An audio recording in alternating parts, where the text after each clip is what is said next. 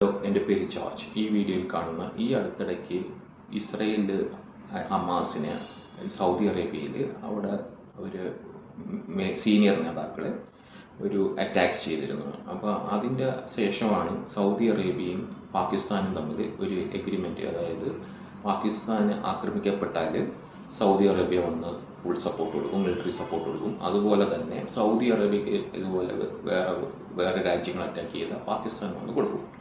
ഇതിനകത്ത് എന്ന് പറയാൻ നേരത്ത് നമുക്കറിയാം പാകിസ്ഥാന് അവർക്ക് ന്യൂക്ലിയർ വെപ്പനുണ്ട്, അണുവായുധമുള്ളതാണ്, അറിയാം. വേറെ രാജ്യങ്ങളില്ല എന്ന് പറയാൻ നേരത്ത് ടർക്കി ഇച്ചിരി കഴിവുള്ള രാജ്യമാണ്, പക്ഷെ ടർക്കിക്കില്ല, ടർക്കിക്ക് ഉള്ളതായിട്ട് അറിവില്ല. പക്ഷെ ടർക്കി മിടുക്കരാണ്, ഡ്രോൺ ഉണ്ടാക്കാനായിട്ട് മിടുക്കരാണ്.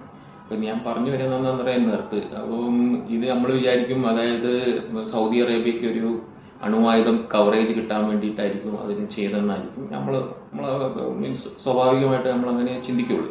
ഇതിനകത്ത് എന്ന് പറയാൻ നേരത്ത് ഇപ്പം ശരിക്കും രസം എന്ന് പറയാൻ നേരത്ത് നമ്മൾ ശരിക്കും നോക്കാൻ നേരത്ത് അതായത് ഇപ്പം ഈ അടുത്തിടയ്ക്ക് ഇസ്രയേൽ ആക്രമിച്ചെങ്കിൽ സൗദി അറേബ്യയിൽ നിന്നായിരിക്കും മറ്റേ ഹമാസ് ആൾക്കാരെ ആക്രമിച്ചത്. അവിടെ നിന്നാണ് ഡ്രോൺ പോയിരിക്കുന്നത്. സൗദി അറേബ്യയിൽ നിന്ന് ഉള്ള സപ്പോർട്ട് ഇല്ലാതെ അറിഞ്ഞുകൊണ്ടായിരിക്കില്ല, പക്ഷേ സൗദി അറേബ്യയിൽ നിന്നാണ് പോയിട്ടുള്ള കാര്യം വളരെ ഷുവറാണ്. അതുമാത്രമല്ല ഇറാന് മീൻസ് അതിൻ്റെ മുമ്പേ ഇറാന് ഇസ്രയേലിനെ ആക്രമിച്ചിരുന്നു. ആ സമയത്തും സൗദി അറേബ്യ ഇസ്രയേലിനെ സഹായിച്ചിട്ടുണ്ടായിരുന്നു. പല മിസൈൽസും തടുത്തിട്ടുണ്ട്, അതായത് സൗദി അറേബ്യ തടുത്തിട്ടുണ്ട്. അപ്പം ഇതിനകത്തൊന്നും മനസ്സിലാക്കാവുന്ന വേറൊന്നുമില്ല, ഇവർ തമ്മിൽ അങ്ങനെ പറയുന്ന പോലെ ഐക്യമൊന്നുമില്ല.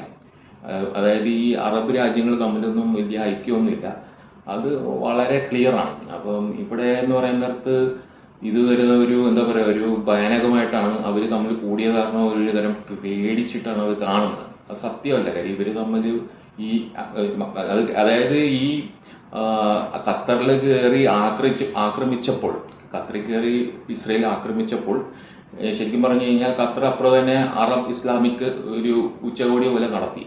അതിനകത്ത് സൗദി അറേബ്യ ഒഫീഷ്യലായിട്ട് പങ്കെടുത്തതായിട്ട് ഞാൻ ചെക്ക് ചെയ്ത് അവർ പങ്കെടുത്ത് കാണും. അപ്പോൾ ആ സമയത്ത് പിന്നെ എന്ന് പറയുന്നത് പങ്കെടുത്ത് കാണും, പിന്നെ എന്താണ് അതിൻ്റെ റിസൾട്ട് വന്നതെന്നൊന്നും നമുക്കറിയില്ല. വേറെ എന്ന് പറയുന്നിടത്ത് അതായത് ഖത്തറിൽ നിന്ന് മറ്റേ അമേരിക്കൻ പ്രസിഡന്റ് ഒരു പ്ലെയിന് പുള്ളിക്ക് ഓസിന് കിട്ടിയതാണ്. എന്നിട്ട് പോലും എന്താ പറയുക, ഖത്തറിനെ സംരക്ഷിക്കാനായിട്ട് അമേരിക്ക ഒന്നും ചെയ്തില്ല. കാര്യം ഇസ്രയേലിൽ കയറി ആക്രമിച്ചപ്പോൾ ഒന്നും ചെയ്തില്ല. ഞാൻ വെറുതെ ഈ വീഡിയോ എടുത്തതെന്ന് പറയുന്നത് ഇതൊന്ന് വെളിച്ചം വീശാൻ വേണ്ടിയാണ് ഞാൻ ഈ വീഡിയോ എടുത്തത്. Thank you.